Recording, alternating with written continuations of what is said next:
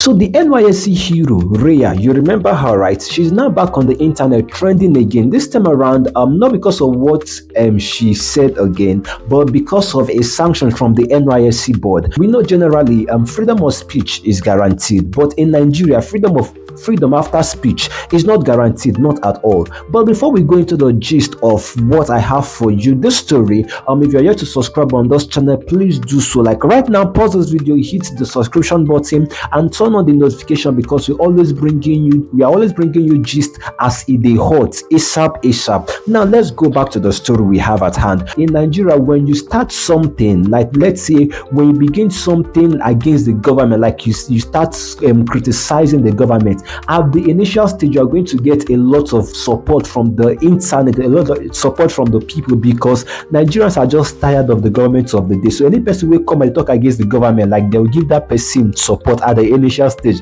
But when problems finally come your way, like you see a lot of people just disassociate themselves from you, like they will not talk about your matter again. And this is the case right now with this Rhea, this NYSC corp member that sometime in March called out the president over the bad economic state of the country, how cost of living and cost of things are always on the increase, calling out Lagos State, saying that Lagos is a smelling city. After she made this particular video went viral on the internet, like it appeal to a number of Nigerians, and because of that, a lot of persons actually started speaking up. I remember when I started this video, I said that she is the hero of NYSC. The reason why I made that statement is that because it was after she made that video that the NYSC allowance was increased from 33,000 to 77,000. But right now, the NYSC has extended her service by 2 months. That is 60 days that she's going to serve for extra 60 days because of that action that she committed. Apparently, it was said that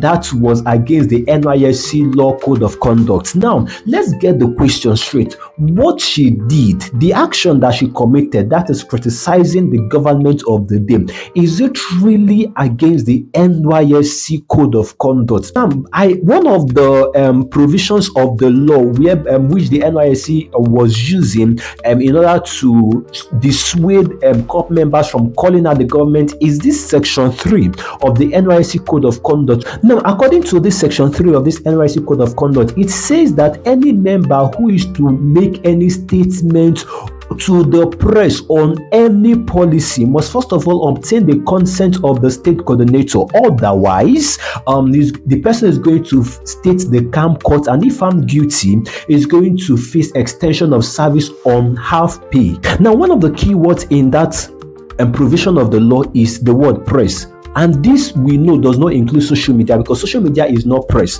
The press we know is official press media, the newspaper, the radio, the television, the TV station, and which does not include press media, not to even talk about one's personal social media account. You cannot call that the press because it's not official. But because of what happened, NYSC is now insisting that that press includes social media, even if we are to agree that press includes social media. So it then means that before you say anything about the government, or before you make any statement on your social media, because you're a corp member, you will first of all obtain the consent of the state camp coordinator. Like, does that even make sense? Now, if you are to take this a little bit further, now this contradicts with section 39 of the 1999 constitution, which guarantees for freedom of speech, that as a Nigerian you have the freedom of speech. Now, if we are to keep these two laws side by side, the NYSC code of conduct and the Nigerian constitution, the Nigerian constitution is greater than the NYSC code of conduct. So it simply means that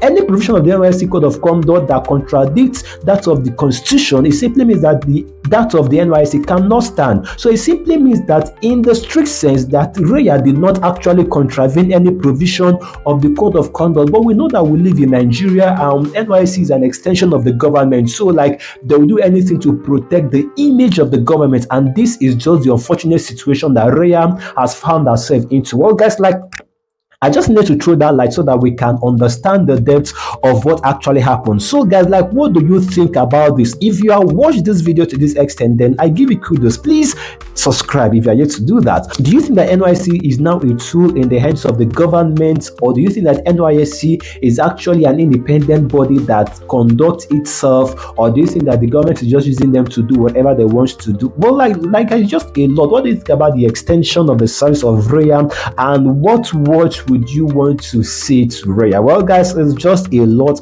I'll be in the comment section to reply to your comment. Do not forget to like and share this video. This is Gist TV. Subscribe on this channel, and I'll see you in the next.